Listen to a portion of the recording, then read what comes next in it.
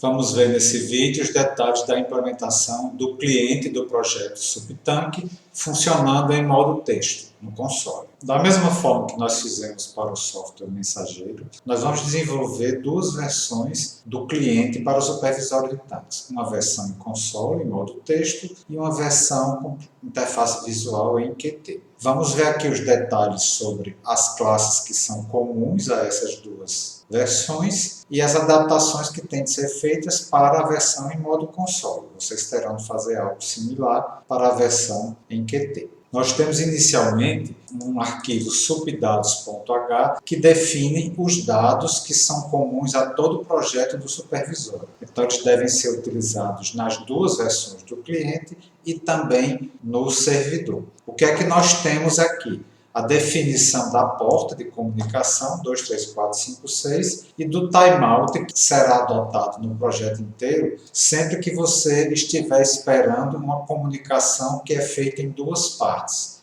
Por exemplo, é enviado um comando e em seguida deve ser enviado o seu parâmetro. Então, o tempo máximo de espera após a recepção do comando para que chegue o parâmetro será de 10 segundos. Em seguida, nós temos um tipo enumerado que associa o nome de cada um dos comandos definidos no protocolo de comunicação do SupTank com o seu número inteiro correspondente. A gente está usando aqui a versão tradicional do enum, é enum que já existia em C, e não é enum class que foi definido em C++, porque aqui a gente precisa intercambiar, converter nomes com números inteiros, porque é assim que foi definido o nosso protocolo, que são enviados, são números. E a gente, inclusive, fixou que a conversão desses tipos enumerados para inteiro vai ser baseado no tipo inteiro 16 bits sem sinais, porque é este formato que é previsto no protocolo de comunicação. Então, por exemplo, em qualquer canto, se você utilizar a constante cmd_7v2, isso é equivalente a utilizar o int 16t de valor 1008. E tem um outro dado, que é um tipo estruturado, substate, que é aquele que é enviado pelo servidor sempre que é pedido um dado pelo cliente. Então, essa estrutura é composta por 7 dados membros, V1, V2, H1, H2, Pump Input, Pump Flow e Overflow. São 7 inteiros do tipo inteiro sem sinal de 16 bits, cada um deles podendo assumir valores de 0 a 65535. Quando é o dado de um sensor, esses valores são proporcionais às medições. Quando é um dado booleano, então se ele for 0, quer dizer uma coisa, se ele for diferente de 0, quer dizer outra coisa.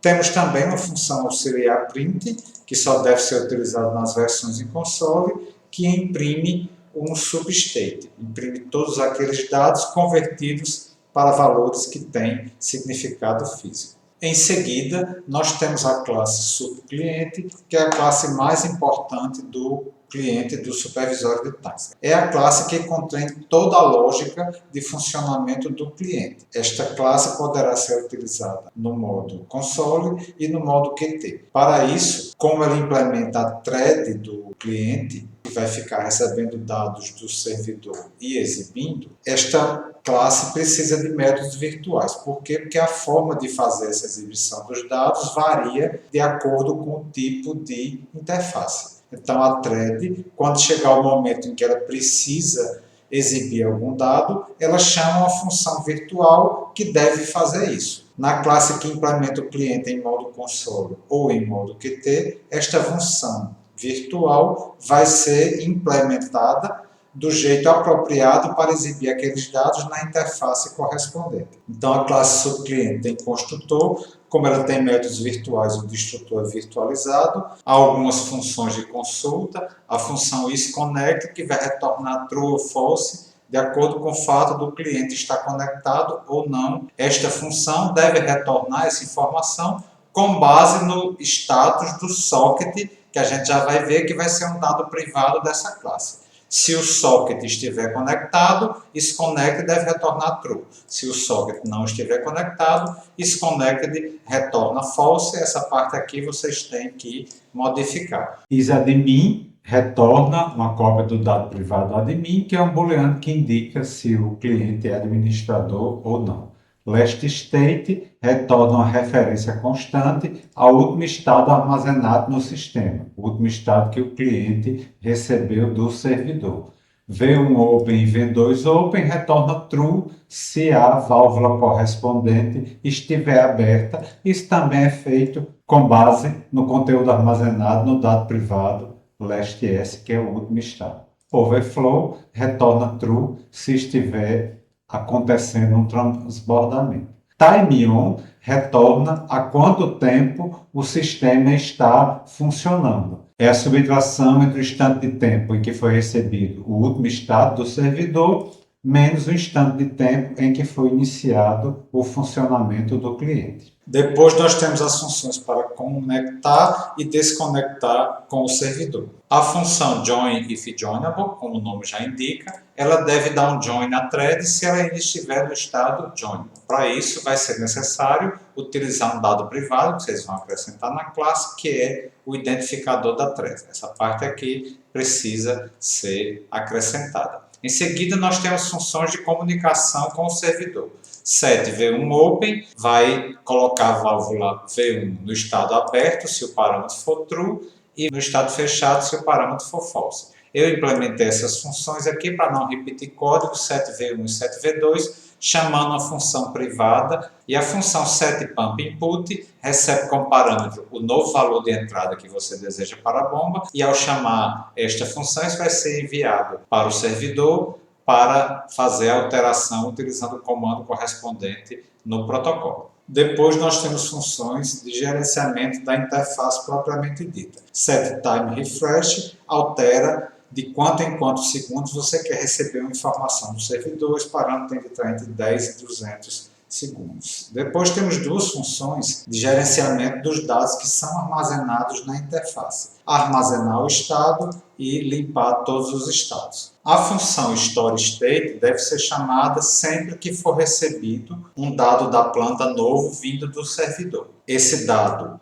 é passado como parâmetro e o que essa função faz é armazenar este parâmetro no dado privado LastState, que faz parte da classe. Na interface do modo console, esta função StoreState faz apenas isso, armazena o último estado, já que apenas essa informação é exibida. Mas na interface em modo Qt, a gente vai precisar manter um gráfico dos últimos estados, então além de armazenar o último, vai ter de manter um container de todos os valores anteriores. Por isso que essa função StoreState é virtual. Ela não é virtual pura, então ela tem uma implementação nessa classe base, que a implementação base é armazenar o último estado. Na classe Qt, você vai ter de complementar esta StoreState, então você vai ter de fazer outra implementação da StoreState, que além de armazenar o valor atual, adiciona esse último valor à lista de valores armazenados que tem de ser exibido no gráfico. A função clearState também é virtual. No caso da função base, que é utilizada no console,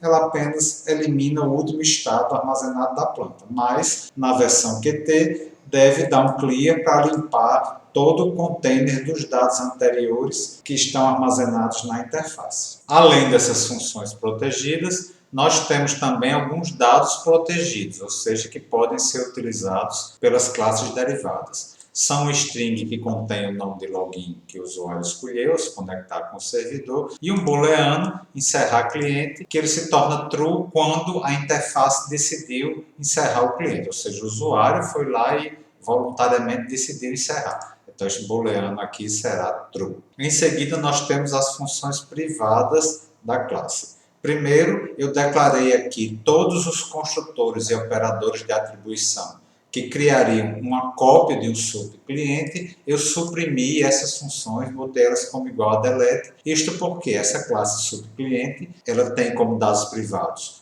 um identificador de thread, um socket, um mutex, que são recursos do sistema que não podem ser duplicados. Então, não faz sentido você fazer cópia nem mover objetos do tipo subcliente. Em seguida, as funções virtuais puras, que são responsáveis por fazer aparecer informações na interface. Virt exibir erro é para exibir uma mensagem de erro, passagem como parâmetro, e virt exibir interface deve exibir os dados acumulados na interface para o cliente. Como são funções virtuais puras, então elas obrigatoriamente devem ser implementadas em cada uma das classes das interfaces, console e Qt. Aqui uma função auxiliar, setValveOpen, é simplesmente para implementar essas duas aqui sem repetir o código. A gente criou uma função única que serve para as duas válvulas. E aqui a função mainThread, esta é a função que implementa a parte de leitura de dados do cliente. Ela vai ficar periodicamente enviando requisições de dados para o servidor, recebendo os dados e chamando a função virtual para que eles sejam exibidos. Como dados privados, nós temos o booleano, que indica se o cliente é administrador,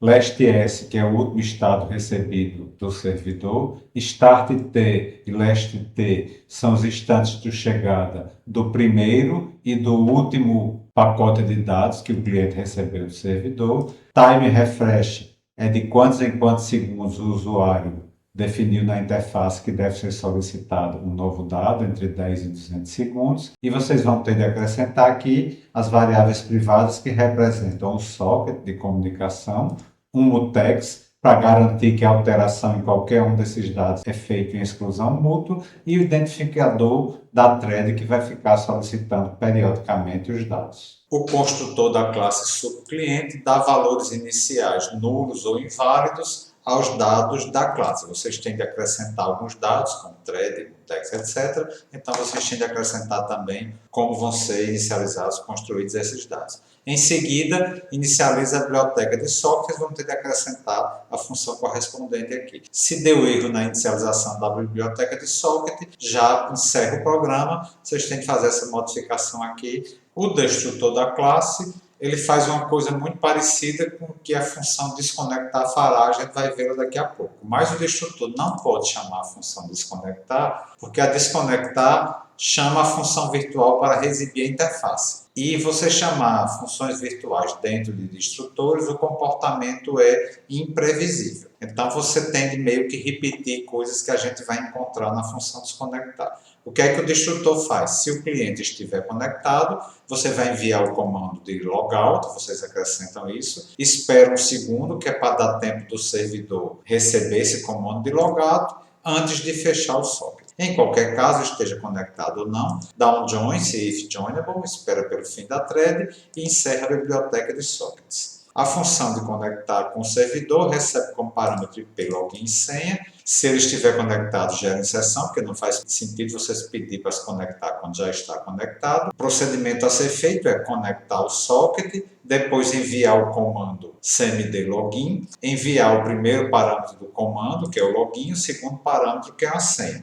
Depois lê a resposta do servidor, que tem de ser um desses dois comandos, cmd ok ou cmd ok. Se não for, gera exceção. Se deu certo a conexão, eu faço o dado membro, meu usuário, receber o valor do parâmetro login, que é o parâmetro dessa função. O booleano admin vai ser true se o comando recebido foi cmd admin ok. Se foi cmd ok, vai ser false. E o booleano encerrar cliente vai ser false, porque o cliente estará em funcionamento. Depois de conectado, eu vou lançar a thread de solicitação periódica de dados, que vocês devem acrescentar aqui o lançamento desta thread.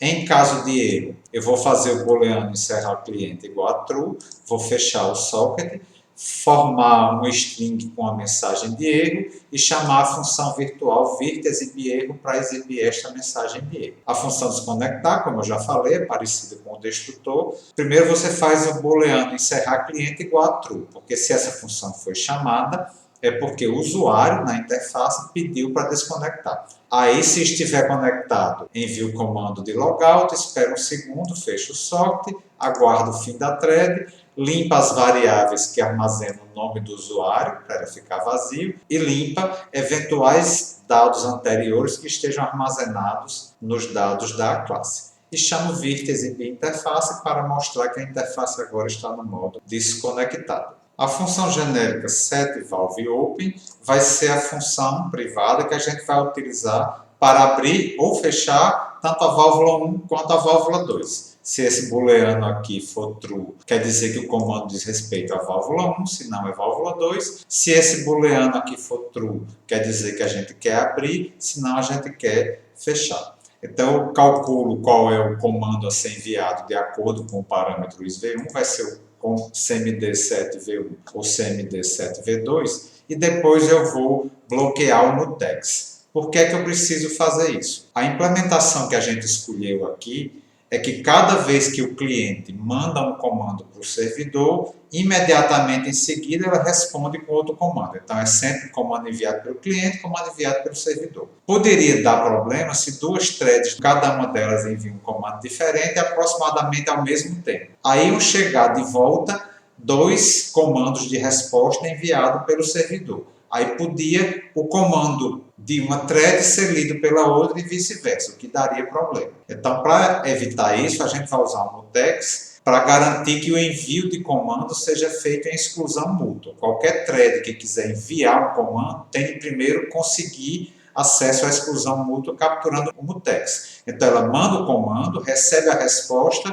e só depois disso é que libera o mutex. Desta forma, se outra thread quiser enviar um comando, ela vai ter que esperar até que a outra thread tenha lido sua resposta. Então, a gente aqui, antes de enviar comando, tem de capturar o mutex, que vocês têm de acrescentar esta informação. O comando para atuar sobre uma válvula só faz sentido se você for conectado e você for administrador. Então, agora é escrever o comando no socket, o comando a gente calculou qual deles vai ser. Aí vou escrever o parâmetro do comando, se for para fechar eu envio um 0, se for para abrir eu envio um número diferente de 0. Leio a resposta do servidor, caso dê exceção também, e se eu conseguir ler a resposta, mas ela não foi ok, também gero exceção. Em caso de exceção, eu tenho de liberar o mutex, formo a mensagem de erro de debug, chamo a função virtual para exibir essa mensagem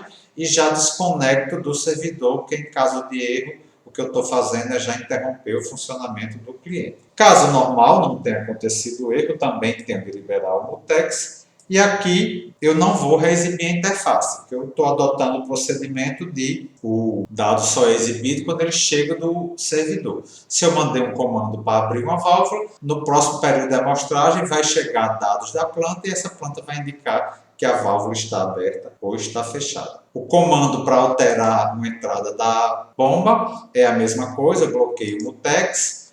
Se eu não estiver conectado ou se eu não for administrador, gera exceção. Envio o comando cmd7 ponto, envio o parâmetro do comando, que é a entrada que eu desejo, leio a resposta do servidor, se a resposta não for ok, exceção. Em caso de exceção, libero o mutex, formo a mensagem de erro, exibo, desconecto.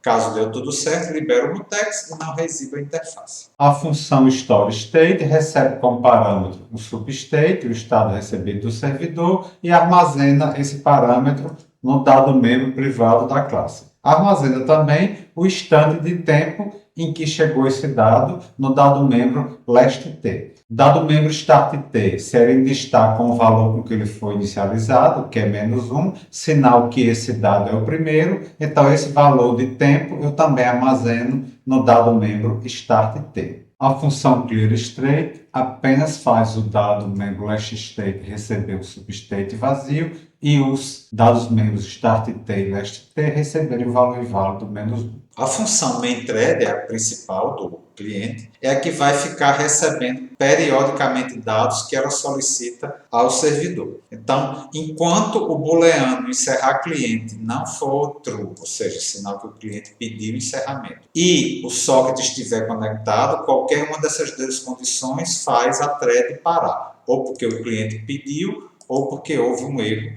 no socket. Então, eu bloqueio o mutex para poder enviar o comando, envio o comando cmd_getData e leio a resposta. Se essa resposta deu erro ou se não for cmd_data, exceção. Depois eu leio os parâmetros do cmd_data, que é um substate contendo todos os dados que o servidor enviou. Libero o mutex para sair da zona de exclusão mútua, armazeno os dados utilizando a função storeState, reexibo a interface usando a função virtExibInterface. E aqui vou esperar 10, 20, 30 segundos, que é o período que o usuário entrou na interface, de quantos em quantos segundos ele quer que seja feito um refresh nos dados. Em caso de erro, libero o mutex, Eu não posso chamar desconectar porque essa função aqui é a única que roda na thread. A função desconectar faz join na thread. Então a thread não pode fazer join nela mesma. Então aqui eu só tenho que encerrar o socket. Quem tem que fazer join é o programa principal. Se estiver conectado,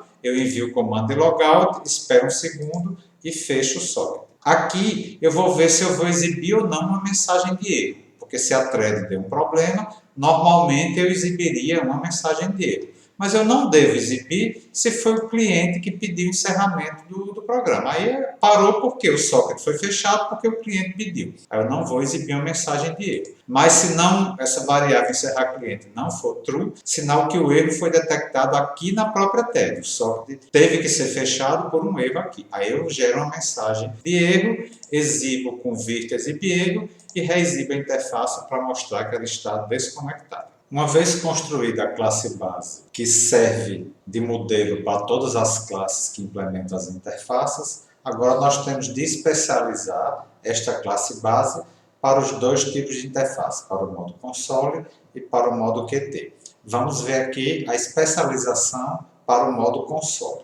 É a classe subcliente term, cliente em modo terminal. A principal característica é que ela herda da classe subcliente, de modo público. Então, todas as funções públicas e protegidas da classe subcliente estarão disponíveis aqui na classe subcliente term. A gente implementou o construtor dessa classe, que apenas chama o construtor de subcliente, e o destrutor da classe, que não faz nada especial. Temos uma função, a função main, que vai ser chamada da função main geral do programa. Este método aqui vai implementar a interface propriamente dita. É ele que vai interagir com o usuário, vão ter as opções, o usuário vai digitar alguma coisa. Depois, o que nós fizemos como métodos privados dessa classe são os construtores que fazem cópia do objeto da classe. Nós deletamos, porque é igual como a classe base. Esta classe envolve um socket que não pode ser duplicado, então não faz sentido nenhum tipo de operação de cópia ou de movimento. Em seguida, nós temos a função privada auxiliar, print menu,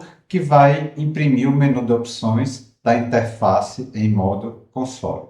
Em seguida, nós temos as funções virtuais que foram declaradas na classe base e que vão ser declaradas na classe derivada. As duas que são virtuais puras na classe base necessitam obrigatoriamente serem declaradas na classe derivada. Aqui estão elas, virt exib erro e virt exib interface, que são funções override que sobrescrevem funções declaradas na classe base. As outras duas funções virtuais da classe base, que são as funções para armazenar o estado do sistema e limpar o estado do sistema, elas são virtuais normais, não são puras. Então, elas podem ser redeclaradas, redefinidas ou não na classe derivada, vai depender da necessidade. No cliente em modo terminal, não há necessidade de fazer essa redefinição, porque o comportamento para essas funções que está definido na classe base já é suficiente para o cliente em modo terminal. Na implementação da classe, o principal é a função membro main, que deve ser chamada dentro da função main do programa e que faz o principal da interface. Ele começa fazendo um join if joinable. Isso por quê? Porque pode ter acontecido um erro na thread, a própria thread detectou um erro e encerrou o seu funcionamento. A thread não está mais em funcionamento, mas você tem de dar um join aqui no programa principal. Em seguida, ele vai ficar imprimindo as opções e pedindo para o usuário digitar a opção desejada, que é retornada, e depois vai testar se a opção é válida de acordo com o contexto. Por exemplo, algumas coisas só são possíveis se estiver conectadas, outras não. Então, faz os testes, se a opção for inválida, exibe isso e faz novamente até que o usuário escolha uma opção correta. Em seguida, vai executar a opção que o usuário escolheu, chamando a função apropriada. Por exemplo, se a opção foi 1, eu peço para o usuário digitar IP, login e senha e chamo a função conectar da classe base, que já vai exibir uma mensagem de erro, caso o conectar não dê certo, e já vai chamar a função virtual para reexibir a interface, apresentando um novo estado que será conectado, caso a função conectar tenha dado certo. E assim vem todas as demais opções que chamam as diversas funções da classe base. Em seguida, nós temos a função print menu,